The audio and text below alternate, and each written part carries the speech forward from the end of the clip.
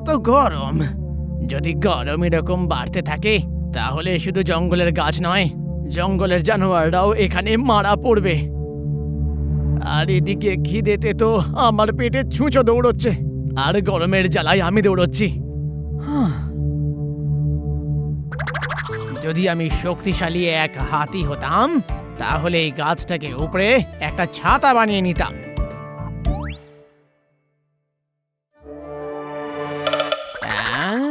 ওখান দিয়ে ওটা কি আসছে? একটা উড়ন্ত ছাতা? না না না, একদম না। ওড়ার মতো জিনিস তো আকাশেই দেখা যায়। যাই গিয়ে দেখে আসি। আমি নয় তবে কে লোকালো ওই ছাতা দিয়ে নিজের মুখ।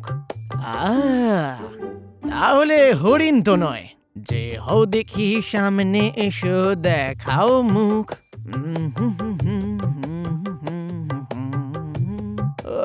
তাহলে তো মাছও নয়। তাহলে কে এটা?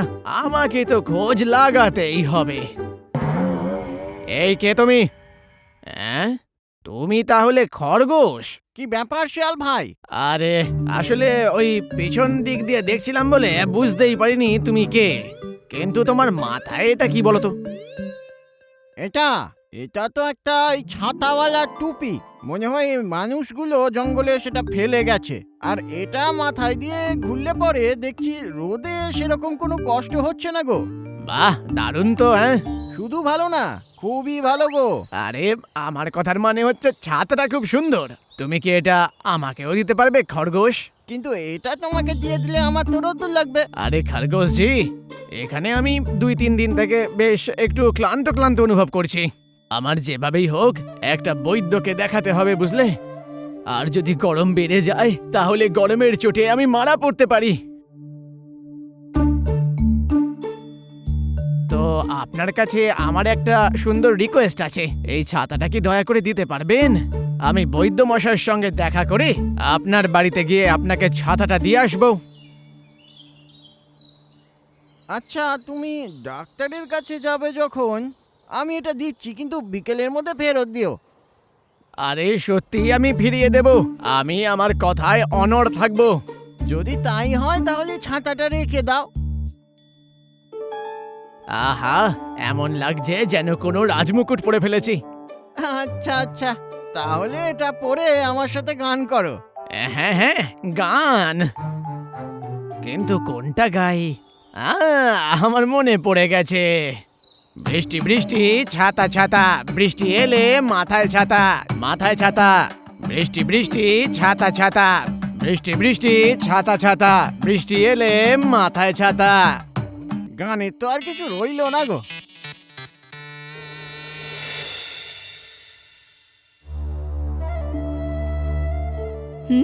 ওই শেয়ালটা কি তোমায় বলেনি যে ও ছাতাটা সেদিনই তোমায় ফেরত দেবে? হ্যাঁ, 1 সপ্তাহ হয়ে গেল, ছাতা তো দিল না। আসলে ওটা জানার জন্য তো আমাকে আগে জানতে হবে যে ওই শিয়াল বেটা কোথায়। আমার সাথে তর্ক করা বন্ধ করে ওই শেয়ালের বাড়ি গিয়ে ছাতাটা এক্ষুনি ফেরত নিয়ে এসো। হ্যাঁ ঠিক আছে।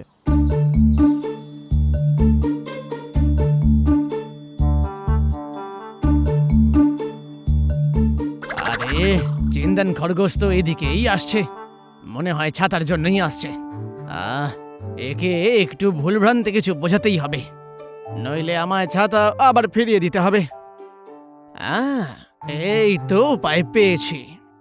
কাঁচা হলুদ, শুকনো আদা আর একটু জলজিরা মিশিয়ে সোডা খেয়ে নাও। কাঁচা হলুদ, শুকনো আদা আর সোডা মিশিয়ে খেতে হবে, বুঝেছি। বুঝতে পারছি না কি করে করব। শিয়াল ভাই, তুমি কে ভাই? এখানে কে চাই? ও তুমি চিন্তন খরগোশ, তা কি জন্য এলে? কারণটা কি আপনি জানেন না? আমার ছাতাটা কোথায় গেল? সেদিন তো বলেছিলেন দিনের দিন দিয়ে দেবেন। ও আচ্ছা, ওটা। আরে খরগোশ জি, আমি যখন বৈদ্যের থেকে ওষুধ কিনে বাড়িতে ফিরছি, ওই পাথরের ধারে ওই বড় তেঁতুল গাছটার পিছন দিকে হঠাৎ করে একটা আওয়াজ এলো, একদম কোনো একটা প্যাঁচার মতো। তারপর যখন ওই তেঁতুল গাছের দিকে আমি দেখলাম, তখন দেখি ওখান থেকে অনেক ধোঁয়া বেরোচ্ছে। কেন? গাছে কেউ আগুন লাগিয়েছিল নাকি? আরে আগুন নয়, শুধু ধোঁয়া। আর ওই ধোঁয়ার ভেতর থেকে বেরোলো ভূত। হ্যাঁ, ভূত, বেশ ভয়ঙ্কর ভূত। ও আমি ভয়ে একেবারে কাঁপছিলাম। আর ওই মহিলা, আমারই সব ভুল। মানে ওই ভূতটা বলল, যদি তোমায় বেঁচে থাকতে হয় তাহলে ছাতা এখানে ফেলো আর বেরিয়ে যাও। তাহলে আপনি পালিয়ে গেলেন? আরে না, আমি বললাম আমার জীবন দিলেও দেব, কিন্তু এই টুপি ছাতা তোমাকে মোটেই দেব না। তারপর ভূতটা কি বলল? এটা আমার বন্ধু খরগোশজির টুপি ছাতা, আমি তোমায় দেব না। আমি আবার বললাম, তারপরে ভূত বলল, যদি ছাতা না দাও তোমাকে আমি খেয়ে ফেলবো। তুমি নিজের জীবন চাও নাকি ছাতা? আমি ছাতা দিয়ে দিলাম, তারপর নিজের জীবনের জন্য পালালাম। যখনই এখানে আমি পৌঁছালাম তখনই বেহুঁশ হয়ে গেছি। যখন আমার হুঁশ ফিরলো, আমার খুব জ্বর এসেছিল জানো। এখন তো 1 সপ্তাহ পেরিয়ে গেছে, কিন্তু জ্বর সারেনি। এমনিতে আমারই উচিত ছিল তোমার কাছে দেখা করে আসা, কিন্তু এই রকম জ্বরের মধ্যে গেলে তোমারও তো জ্বর হওয়ার সম্ভাবনা ছিল। হে ভগবান, আমার ছাতাওয়ালা টুপি আমাকে মাফ করে দাও খরগোশজি, আমি এগুলো নিজের সজ্ঞানে করিনি। এখন আমি বাড়ি গিয়ে আমার বউটাকে কি বলবো বলো দেখি? আমি কি আপনাকে একটা উপায় বলতে পারি? আরে না না, কোনো দরকার নেই, আপনি অনেক বলে ফেলেছেন। আমার ওকে ওই ছাতাওয়ালা টুপিটা দেওয়াই উচিত হয়নি। এই বাচ্চা, তোমার চোখ মুখটা এরকম লাগছে কেন? আমার মনে হচ্ছে তোমাকে কেউ ঠকিয়েছে। কে ঠকিয়েছে বলো আমাকে। আরে বলেই দাও।